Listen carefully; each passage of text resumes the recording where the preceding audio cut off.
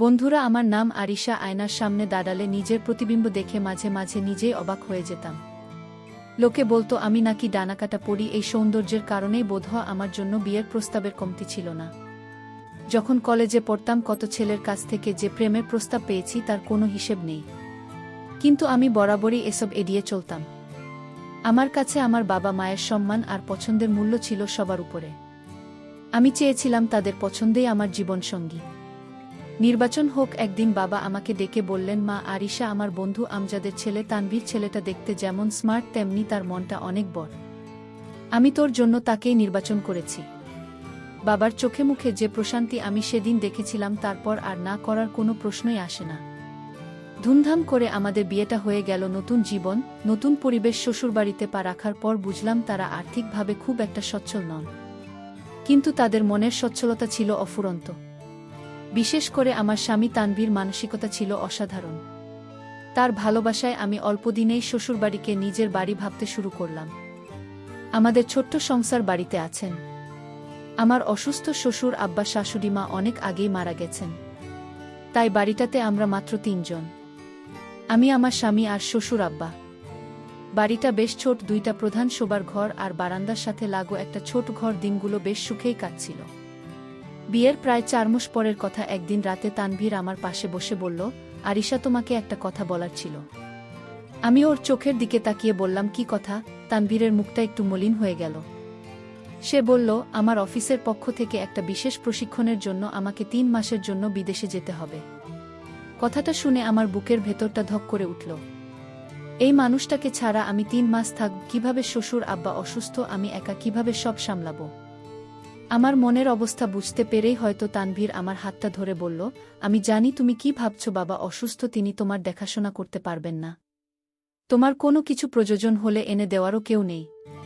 তাই আমি একটা সিদ্ধান্ত নিয়েছি। আমি জিজ্ঞাসু দৃষ্টিতে তটালাম। তানভীর বলল, আমার বড় ভাইয়ের ছেলে আরিফকে এখানে রেখে যাব। ও পড়াশোনার জন্য শহরেই থাকে, ওরা আমাদের বাড়ি থেকে কিছুটা দূরে। আমি কালই গিয়ে ওকে নিয়ে আসব। ও থাকলে তোমার সুবিধা হবে, আর আমারও চিন্তা কম হবে। ভাসুরের ছেলের কথা আমি আগে শুধু শুনেছি, কখনো দেখিনি। পরের দিনই তানভীর আরিফকে সাথে করে নিয়ে এলো। আমি দরজা খুলে আরিফকে দেখে একটু অবাক হলাম। ওর চেহারায় এক ধরনের শান্ত ভাব ছিল, চোখে মুখে ভদ্রতা ও আত্মবিশ্বাসের ছাপ। আমি ওর দিকে তাকিয়েছিলাম। তখন তানভীরের কথায় ঘোর কাটল। কি হলো? আরিফকে ভেতরে আসতে দেবে না? আমি লজ্জিত হয়ে দরজা ছেড়ে দাঁড়ালাম। আরিফ ঘরে এসে আমাকে সালাম দিল। তার কণ্ঠস্বরও খুব মিষ্টি। তানভীর যাওয়ার আগে আরিফকে বারবার বলে গেল, আরিফ, তোর কাকিমার দিকে খেয়াল রাখিস, ওর যেন কোনো অসুবিধা না হয়। আরিফ মাথা নেড়ে বলল, কাকা, তুমি কোনো চিন্তা করো না, আমি কাকিমার প্রতি সম্পূর্ণ খেয়াল রাখব।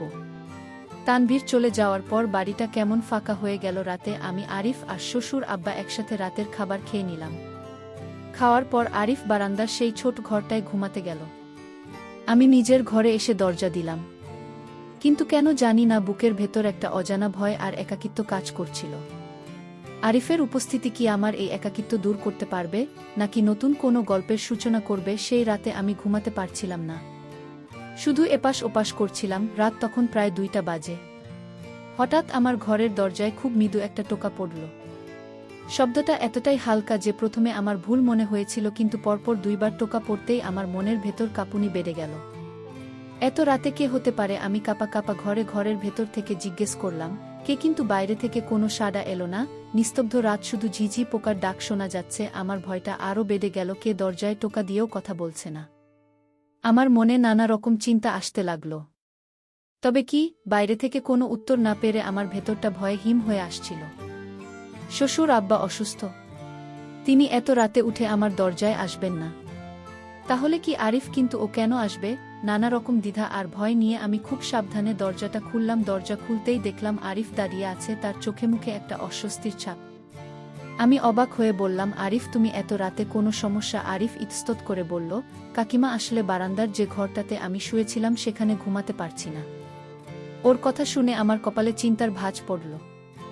আমি বললাম, কেন, কি হয়েছে? মশা বা পোকামাকড়ের সমস্যা? আরিফ মাথা নেড়ে বলল, না কাকিমা, ওইসব কিছু না।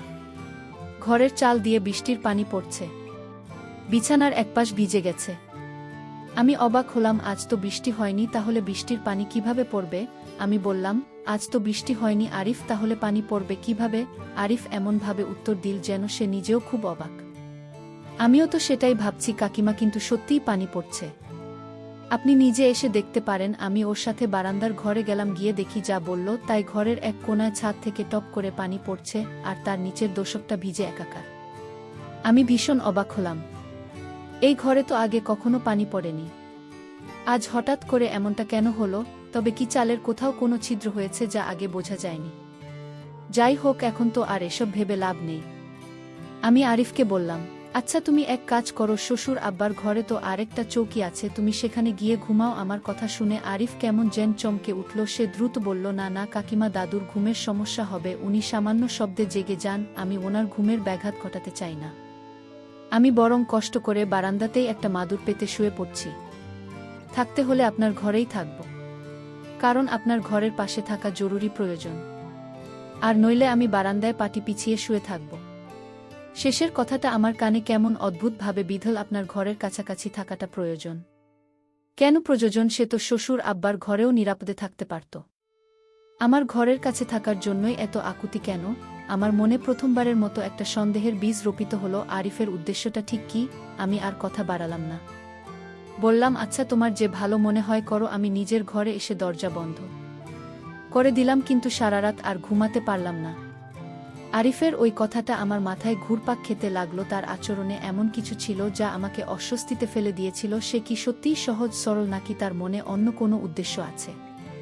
পরের দিন সকালে আমি একজন মিস্ত্রি ডেকে আনলাম বারান্দার চালটা দেখানোর জন্য। মিস্ত্রি ময়লা গিয়ে চালের উপরে নিচে সব ভালোভাবে দেখল, তারপর নিচে নেমে এসে যা বলল তাতে আমার সন্দেহটা আরও ঘনীভূত হলো। মিস্ত্রি বলল, ম্যাডাম, চাল তো সব দিকে ঠিকই আছে, কোথাও কোনো ছিদ্র বা ফাটল আমি খুঁজে পেলাম না। এই চাল দিয়ে তো পানি পড়ার কোনো কথাই না। মিস্ত্রির কথা শুনে আমার পায়ের নিচের মাটি যেন সরে গেল। তাহলে কি গত রাতে যা হয়েছে সেটা আরিফের সাজানো নাটক ছিল? কিন্তু সে কেন অভিনয় করবে? আমি মিস্ত্রিকে তার পারিশ্রমিক দিয়ে বিদায় করে দিলাম। তারপর আরিফকে ডাকলাম। আরিফ আসতে আমি সরাসরি জিজ্ঞেস করলাম, আরিফ, মিস্ত্রি তো বলল চাল বিলকুল ঠিক আছে, তাহলে গতরাতে ঘরে পানি এল কিভাবে? আমার প্রশ্ন শুনে আরিফের মুখটা ফ্যাকাশ হয়ে গেল। সে এমন একটা ভাব করল যেন আকাশ থেকে পড়েছে। সে বলল, তাই নাকি? আমি তো কিছুই জানি না কাকিমা, পানি কিভাবে এলো? হয়তো অন্য কোনো সমস্যা ছিল যা মিস্ত্রির চোখে পড়েনি।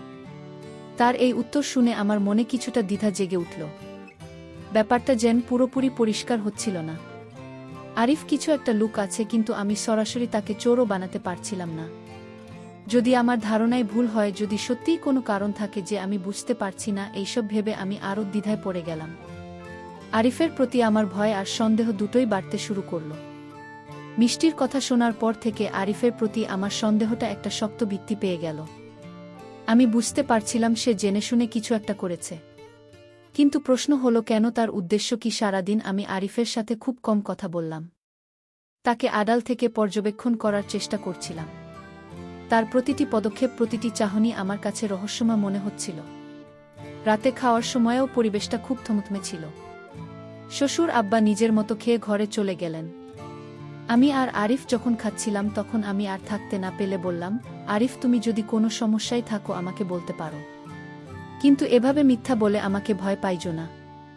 আমার কথা শুনে আরিফ খাওয়া থামিয়ে দিল। তার মুখটা থমথমে হয়ে গেল। সে আমার দিকে তাকিয়ে আহত গলায় বলল, কাকিমা, আপনি আমাকে সন্দেহ করছেন? আপনি ভাবছেন আমি ইচ্ছে করে পানি ফেলে নাটক করেছি? তার কণ্ঠে এমন একটা কষ্ট ফুটে উঠল যে আমার নিজেরই খারাপ লাগল। আমি কি তাহলে সত্যিই ভুল ভাবছি? আমি নরম সুরে বললাম, না, আমি ঠিক সন্দেহ বলছি না, কিন্তু চাল ভালো থাকার পরেও পানি কিভাবে এলো সেটা তো একটা চিন্তার বিষয়। আর হঠাৎ করে উঠে দাঁড়াল। সে বলল, আপনি যদি আমাকে এতটাই অবিশ্বাস করেন, তাহলে আমার এখানে থাকার কোনো মানে হয় না। কাকা আমাকে আপনার দেখাশোনার জন্য রেখে গেছে, আপনার মনে ভয় ধরানোর জন্য নয়। আমি না হয় কালই এখান থেকে চলে যাই। এই কথা শুনে আমি ভয় পেয়ে গেলাম। আরিফ যদি এখন চলে যায় তাহলে তনবীর কি ভাববে? আর এই একাবাড়িতে অসুস্থ শ্বশুরকে নিয়ে আমি থাকবই বা কি করে? আমি বললাম, আরে না না, আমি তোমাকে চলে যেতে বলিনি বসো, আমি শুধু জানতে চেয়েছিলাম। ঠিক আছে, বাদ দাও ওসব কথা। আরিফ আর কিছু না বলে চুপচাপ বসে বাকি খাবারটা শেষ করল। তারপর আগের রাতের মতোই বলল, ঠিক আছে কাকিমা, আমি বারান্দার ঘরে থাকব, যতই কষ্ট হোক না কেন। সেদিন রাতেও সে বারান্দার সেই ছোট ঘরে ঘুমাতে গেল। আমি নিজের ঘরে এসে দরজা দিলাম। কিন্তু আমার মন থেকে দ্বিধা দূর হলো না। কেন সে আমার শ্বশুরের ঘরে থাকতে চাইছে না? কেন সে বারান্দার ওই অস্বস্তিকর পরিবেশেই থাকতে চাইছে, যা আমার ঘরের একদম কাছে? তারই জেদের পিছনে কি কোনো গভীর রহস্য লুকিয়ে আছে? পরের কয়েকদিন আরিফের আচরণ আরও অদ্ভুত হয়ে উঠল। সে সারাক্ষণ আমাকে চোখে চোখে রাখত। আমি যদি উঠোনে যেতাম, সেও বারান্দায় এসে দাঁড়াত। আমি যদি কারো সাথে ফোনে কথা বলতাম, সে আশেপাশে ঘুরঘুর করত, যেন আমার কথা শোনার চেষ্টা করছে। একদিন দুপুরের দিকে আমাদের গ্রামের এক বয়স্ক লোক করিম চাচা এসেছিলেন শ্বশুর আব্বাকে দেখতে। তিনি যাওয়ার সময় উঠোনে দাঁড়িয়ে আমার সাথে দুইটা কথা বলছিলেন। আমি দেখলাম আরিফ বারান্দার দরজা থেকে আমাদের দিকে তীক্ষ্ণ দৃষ্টিতে তাকিয়ে আছে। তার চাহনিটা আমার একদম ভালো লাগেনি। করিম চাচা যাবার পর আরিফ আমার কাছে এসে বলল, কাকিমা, উনি কে ছিলেন? এতক্ষণ ধরে কি কথা বলছিলেন? আমি অবাক হয়ে বললাম, উনি করিম চাচা আব্বার খোঁজ নিতে এসেছিলেন। কেন, কোনো সমস্যা? আরিফ বলল, না, এমনি জিজ্ঞেস করলাম। অচেনা লোকের সাথে বেশি কথা না বলাই ভালো। তার এই অভিভাবক সুলভ কথা আমার গায়ে কাটার মতো বিঁধল। সে কে আমাকে শাসন করার? আমার স্বামী আমাকে কখনো কোনো কিছু নিয়ে এতটা জেরা করে না। আরিফের এই কথা আমার কাছে অসহ্য মনে হতে লাগল। আমার মনে হচ্ছিল সে আমাকে এই বাড়িতে একা পেয়ে আমার উপর অধিকার ফলানোর চেষ্টা করছে। আমার ভয়টা ধীরে ধীরে রাগে পরিণত হচ্ছিল। আমি সিদ্ধান্ত নিলাম, এভাবে আর চলতে দেওয়া যায় না। তানভীরকে সবকিছু খুলে বলতে হবে। কিন্তু বিদেশে ওর সাথে যোগাযোগ করাও খুব কঠিন ছিল। আমি যে নায়ক অদৃশ্য জালে আটকা পড়ে যাচ্ছিলাম, যেখান থেকে বের হওয়ার কোনো পথ খুঁজে পাচ্ছিলাম না। আরিফের অদ্ভুত আচরণের জাল দিন দিন আরও জটিল হচ্ছিল। আরিফ যেন আমার পাশে সব সময় থাকার চেষ্টা করত। আমি কোথায় যাই বা কার সাথে কথা বলি, সে সব সময় খেয়াল রাখত। আমার মনে হচ্ছিল সে হয়তো আমার ভালোর জন্যই এতটা সতর্ক ছিল। তবুও তার এই অতিরিক্ত খেয়াল আমাকে কিছুটা অস্বস্তিতে ফেলছিল। একদিন সকালে আমাদের পাড়ার এক ভাবি, রুনা ভাবি, আমাদের বাড়িতে এলেন। তিনি আমার সাথে গল্প গুজব করতে ভালোবাসতেন। আমরা বারান্দায় বসে কথা বলছিলাম। আরিফ তখন পাশেই একটা চেয়ার বসে বই পড়ার ভান করছিল, কিন্তু আমি স্পষ্ট বুঝতে পারছিলাম তার কান আমাদের কথার। রুনা ভাবে হেসে বললেন, নতুন দেওয়ার মনে হয় অনেক খেয়াল রাখে, সব সময় আশপাশেই থাকে। আমি কোনো উত্তর দিতে পারলাম না। রুনা ভাবে চলে যাওয়ার পর আরিফ আমার কাছে এসে গম্ভীর মুখে বলল, কাকিমা, এই মহিলার সাথে এত মেশার দরকার কি? পাড়ার মহিলারা ভালো হয় না নানা কথাটায়। এবার আমার ধৈর্যের বাঁধ ভেঙে গেল। আমি কিছুটা উঁচু গলায় বললাম, আরিফ, তুমি সীমা ছাড়িয়ে যাচ্ছ। আমি কার সাথে কথা বলব, কার সাথে মিশব, সেটাকে তুমি ঠিক করে দেবে। তানভীর আমাকে এই স্বাধীনতা দিয়েছে। আমার রাগ দেখে আরিফ কিছুটা থমকে গেল। সে নরম গলায় বলল, কাকিমা, আমি আপনার ভালোর জন্যই বলছি, আপনি হয়তো বুঝতে পারছেন না। আমি তাকে কথা শেষ করতে না দিয়ে বললাম, আমার ভালো মন্দ বোঝার জন্য তুমি আছো নাকি নিজের চরকায় তেল দাও, আমার ব্যাপারে নাক গলাবে না। এই কথা বলে আমি রাগে গটগট করে নিজের ঘরে চলে এলাম। আমার খুব কান্না পাচ্ছিল। মনে হচ্ছিল আমি নিজের বাড়িতেই একজন বন্দী, যার পাহারাদার আমারই ভাসুরের ছেলে। আমার মনে হচ্ছিল তার উদ্দেশ্য মোটেও ভালো নয়। সেদিন রাতে একটা ঘটনা ঘটল যা আমার ভয়কে আরও 1000 গুণ বাড়িয়ে দিল। আমি রাতের বেলা রান্নাঘরে কাজ সারছিলাম। আরিফ তার ঘরেই ছিল। হঠাৎ করে আমি আরিফের ঘরের ভেতর থেকে কারো সাথে ফোনে কথা বলার আওয়াজ পেলাম। সে খুব নিচু গলায় কথা বলছিল, কিন্তু রান্নাঘরের পাশেই ঘর হওয়ায় কিছু কথা আমার কানে আসছিল। আমি কান পেতে শোনার চেষ্টা করলাম। আরিফ বলছিল, এখনো সব ঠিকঠাক আছে, আমাকে খুব সাবধানে থাকতে হচ্ছে। একটু থেমে সে বলল, কাকিমা এখনো কিছু বোঝেননি, তবে তিনি খুব সতর্ক। আমাকে সবসময় নজর রাখতে হয়। তুই চিন্তা করিস না, সবকিছু ঠিক হয়ে যাবে।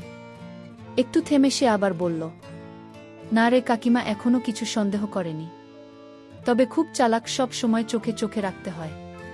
তুই চিন্তা করিস না, সময় মতো সব ঠিক হয়ে যাবে। কি ঠিক হবে? কার সাথে সেই ষড়যন্ত্র করছে? তাহলে আমার সন্দেহই সত্যি। আমার হাত পা কাঁপতে শুরু করল। আমি কি করব কিছুই বুঝতে পারছিলাম না। এই মুহূর্তে এই বাড়িতে আমি সবচেয়ে অসহায়। শ্বশুর আব্বা অসুস্থ। আমি নিঃশব্দে নিজের ঘরে এসে দরজা বন্ধ করে দিলাম। সারা রাত আমার চোখে এক ফোঁটা ঘুম এলামা। আরিফের ওই কথাগুলো বারবার আমার কানে বাজছিল, কাকিমা এখনো কিছু সন্দেহ করেনি। তার মানে সে জানে আমি তাকে বিশ্বাস করি। আমার মনে হলো এই বাড়িটা আমার জন্য আর নিরাপদ নয়। এখান থেকে আমাকে পালাতে হবে। কিন্তু কিভাবে, কোথায় যাব আমি এই গভীর রাতে একা? একটা মেয়ে কোথায় আশ্রয় পাবে? আমার চারদিক অন্ধকার হয়ে আসছিল। আরিফের ষড়যন্ত্রের কথাগুলো শোনার পর আমার দুনিয়াটা ওল্ট পাল্ট হয়ে গেল। যাকে আমি এতদিন শুধু সন্দেহ করছিলাম, এখন তার আসল রূপ আমার সামনে স্পষ্ট। সে আমার ক্ষতি করার জন্য কারো সাথে পরিকল্পনা করছে। আমার মনে হলো এক মুহূর্ত আর এই বাড়িতে থাকা নিরাপদ নয়। আমি সিদ্ধান্ত নিলাম আমাকে এখান থেকে পালাতে হবে। তানবীরের সাথে যোগাযোগ করার চেষ্টা করলাম কয়েকবার, কিন্তু আন্তর্জাতিক কল সহজে সংযোগ করা গেল না। আমি আমার বাবার বাড়ি যাবার কথা ভাবলাম, কিন্তু এত রাতে কিভাবে যাব? আর গেলেই বা কি বলব? প্রমাণ ছাড়া আমার কথা কে বিশ্বাস করবে? সময় হয়তো ভাববে আমি নতুন সংসার ছেড়ে পালিয়ে এসেছি। তবুও নিজের জীবন বাঁচানোটা ছিল সবচেয়ে জরুরি। আমি মনে মনে একটা পরিকল্পনা সাজালাম। গভীর রাতে যখন সবাই ঘুমিয়ে পড়বে, তখন আমি কিছু প্রয়োজনীয় জিনিস আর জমানো কিছু টাকা নিয়ে বাড়ি থেকে বেরিয়ে যাব। তারপর বাস স্ট্যান্ডে গিয়ে সকালের প্রথম বাসে করে বাবার বাড়ির দিকে রওনা দেব। পরিকল্পনা অনুযায়ী আমি রাতের খাবারের পর চুপচাপ নিজের ঘরে চলে গেলাম। আমার আচরণে যাতে কোনো পরিবর্তন প্রকাশ না পায়, সেজন্য স্বাভাবিক থাকার সর্বোচ্চ চেষ্টা করলাম। আরিফ একবার জিজ্ঞেস করেছিল, কাকিমা আপনার শরীর খারাপ নাকি? খুব চুপচাপ লাগছে। আমি সংক্ষেপে উত্তর দিলাম, না, এমনি ভালো লাগছে না। রাত গভীর হওয়ার জন্য অপেক্ষা করতে লাগলাম, সময় যেন কাটছিলই না। ঘড়ির কাটার প্রতিটি শব্দ আমার মনের ভেতর ধুকভুক্তি নিয়ে বাড়িয়ে দিচ্ছিল। রাত যখন প্রায় আড়াইটে, আমি নিশ্চিত হলাম যে শ্বশুর আবরা আরিফ দুজনে গভীর ঘুমে। আমি খুব সাবধানে আমার আলমারি খুলে একটা ছোট ব্যাগে আমার কিছু কাপড়, গয়না আর জমানো টাকাগুলো গুছিয়ে নিলাম। তারপর নিঃশব্দে দরজা খুলে বাইরে এলাম। চারদিক ঘুটঘুটে অন্ধকার, শুধু দূর থেকে ভেসে আসা কুকুরের ডাক রাতের নিস্তব্ধতাকে ভেঙে দিচ্ছিল। আমি পা টিপে টিপে বারান্দা পার হয়ে উঠোনে নামলাম। আমার লক্ষ্য ছিল বাড়ির পেছনের ছোট গেটটা দিয়ে বেরিয়ে যাওয়া, কারণ সামনের বড় গেট খুলতে গেলে শব্দ হতে পারে। উঠোনের মাঝ বরাবর যেতেই হঠাৎ আকাশ কালো করে মেঘ জমল। দেখতে দেখতে শুরু হলো তুমুল ঝড় আর বৃষ্টি, সাথে বিকট শব্দে বাজ পড়ছে। আমি ভয় পেয়ে গেলাম। এই ঝড় বৃষ্টির মধ্যে আমি একা কোথায় যাব? কিন্তু আরিফের ভয় আমার কাছেই প্রাকৃতিক দুর্যোগ ও তুচ্ছ মনে হলো। আমি তাড়াতাড়ি পেছনের গেটের দিকে এগোলাম। হঠাৎ বিদ্যুৎ চলে গেল, চারদিক অন্ধকার হয়ে গেল। আমি একটু থমকে দাঁড়ালাম। এই অন্ধকারে পথ চলা কঠিন হবে। হঠাৎ আমার মনে হলো আমার পেছনে কেউ আছে। আমি ঘুরে তাকালাম। বাজের আলোতে দেখলাম আরিফ দাঁড়িয়ে আছে, তার হাতে একটা জ্বলন্ত মোমবাতি, তার মুখটা বৃষ্টির পানিতে ভেজা। সে আমার ব্যাগটার দিকে একবার তাকিয়ে শীতল কণ্ঠে বলল, এত রাতে কোথায় যাচ্ছিলেন কাকিমা? আমার পালানোর সব পথ বন্ধ হয়ে গিয়েছিল। আমি ভয়ে লজ্জায় অপমানে কথা বলতে পারছিলাম না। আরিফ কি এখন আমার উপর চড়াও হবে? তার ষড়যন্ত্র কি? আজ রাতেই সে সফল করবে। সে আমার হাতের ব্যাগটা নিয়ে শান্তভাবে বলল, বাইরে খুব ঝড়, এখন বের হওয়া নিরাপদ নয়। চলুন ভেতরে চলুন। তার শান্ত কণ্ঠস্বর আমার কাছে আরও ভয়ঙ্কর মনে হলো। আমি বুঝতে পারছিলাম আমি তার পাতা ফাঁদে পুরোপুরি আটকা পড়ে গেছি। আজ রাতে কিছু অপ্রত্যাশিত কিছু ঘটে যেতে পারে, এই ভেবে আমার মন অস্থির হয়ে উঠল। আমার আর কিছুই করার ছিল না। আমি যন্ত্রের মতো তার পেছন পেছন ঘরের দিকে হাঁটতে লাগলাম। আমার মনে হচ্ছিল আমি যেন আমার ফাঁসির মঞ্চের দিকে এগিয়ে যাচ্ছি। আমি যখন আরিফের পেছন পেছন অপরাধীর মতো ঘরের দিকে যাচ্ছিলাম, আমার মাথায় হাজারটা চিন্তা ঘুরছিল। সে নিশ্চয়ই এখন তার আসল রূপ দেখাবে। হয়তো আমাকে নিয়ন্ত্রণ করতে চাইছে, আমার স্বাধীনতায় হস্তক্ষেপ করছে। আরিফ আমাকে নিয়ে বসার ঘরে এলো। মোমবাতির আলো তার মুখটা খুব গম্ভীর দেখাচ্ছিল। সে আমার হাতের ব্যাগটা টেবিলে রেখে আমার দিকে তাকাল। আমি ভয়ে চোখ নামিয়ে নিলাম। কিছুক্ষণ ঘরটা একদম চুপচাপ। বাইরে শুধু ঝড় বৃষ্টির তাণ্ডব। এই নীরবতা ভেঙে আরিফই প্রথম কথা বলল, তার গলাটা ভারী শোনাচ্ছিল, কাকিমা, আমি জানি আপনি আমাকে ভুল বুঝেছেন। আপনি ভেবেছেন আমি আপনার ক্ষতি করতে চাই। আমি চমকে তার দিকে তাকালাম। সে কিভাবে জানল আমার মনের কথা? আরিফ একটা দীর্ঘশ্বাস ফেলে বলল, কাকিমা, আমি আজ আপনাকে একটা সত্যি কথা বলতে চাই, যে সত্যিটা আমি এতদিন লুকিয়ে রেখেছিলাম শুধু আপনার নিরাপত্তার কথা ভেবে। সে একটু থামল, তারপর বলল, কাকা বিদেশ যাওয়ার কয়েকদিন পর আমি বাজারে আমার এক বন্ধুর সাথে দেখা করতে গিয়েছিলাম। সেখানে আমি আমাদের গ্রামের কুখ্যাত কিছু বখাটে কাদের আর তার সঙ্গীদের কথা বলতে শুনি। তারা বলছিল তানবীর ভাই তো বিদেশে, তার বুমের অনেক স্বর্ণ অলংকার আছে যেগুলো তার চুরি করে নিতে চাইত। এই সুযোগটা কাজে লাগাতে হবে। এই কথা শুনে আমার সারা শরীর বরফ হয়ে গেল। আরিফ দল, আমি কথাটা শুনেই আমার বন্ধুকে জিজ্ঞেস করি। আমার বন্ধু জানায় এই লোকগুলো ভালো না, তারা আপনার ক্ষতি করার জন্য সুযোগ খুঁজছিল। আমি তখনই বুঝতে পারি কাকা কেন আমাকে এখানে রেখে গেছেন। আমার দায়িত্ব আপনাকে রক্ষা করা। সেদিন রাতে আমি ইচ্ছে করেই আমার ঘরে পানি ফেলেছিলাম কাকিমা, কারণ আমি যদি বারান্দায় আপনার ঘরের কাছে থাকি তাহলে যে কোনো বিপদ হলে আমি দ্রুত আপনার কাছে পৌঁছাতে পারব। আমি যদি দাদুর ঘরে থাকতাম তাহলে অন্য ঘর থেকে আপনার চিৎকার বা কোনো শব্দ আমি শুনতে পেতাম না। আমি চেয়েছিলাম ওই বদমাশ লোকগুলো যেন বুঝতে পারে যে এই বাড়িতে একজন পুরুষ মানুষ আছে, তাহলে তারা সহজে কিছু করার সাহস পাবে না। আমার চোখের সামনে থেকে যেন একটা পর্দা সরে গেল। আমি হতবাক হয়ে আরিফের কথা শুনছিলাম। আমি সারাক্ষণ আপনাকে চোখে চোখে রাখতাম, কারণ আমি ভয় পেতাম যদি আমি একটু অসাবধান হই আর ওরা আপনার কোনো ক্ষতি করে ফেলে। আপনি যখন অচেনা লোকের সাথে কথা বলতেন আমার ভয় হতো। আমি ফোনে আমার ওই বন্ধুর সাথে কথা বলছিলাম, তাকেই বলছিলাম কাকিমা এখনও কিছু সন্দেহ করেনি, অর্থাৎ তিনি বাইরের বিপত্তির কথা জানেন না। আমি তাকে জানাতে চাইনি, কারণ তাহলে আপনি ভয় পেয়ে যাবেন। আমি শুধু চেয়েছিলাম আপনাকে সব বিপদ থেকে আড়ালে রাখতে। কথাগুলো বলে আরিফ মাথা নিচু করল। সে বলল, কিন্তু আমার পদ্ধতি হয়তো ভুল ছিল, আমি আপনাকে বোঝাতে পারিনি। আজ যখন দেখলাম আপনি ব্যাগ গুছিয়ে বাড়ি থেকে বেরিয়ে যাচ্ছেন তখন বুঝলাম আমার আচরণে আপনি কতটা ভয় পেয়েছেন। আমি আপনাকে ভয় দেখাতে চাইনি কাকিমা, আমি শুধু আমার দায়িত্ব পালন করতে চেয়েছিলাম। ততক্ষণে আমার চোখ দিয়ে অঝরে পানি পড়ছে।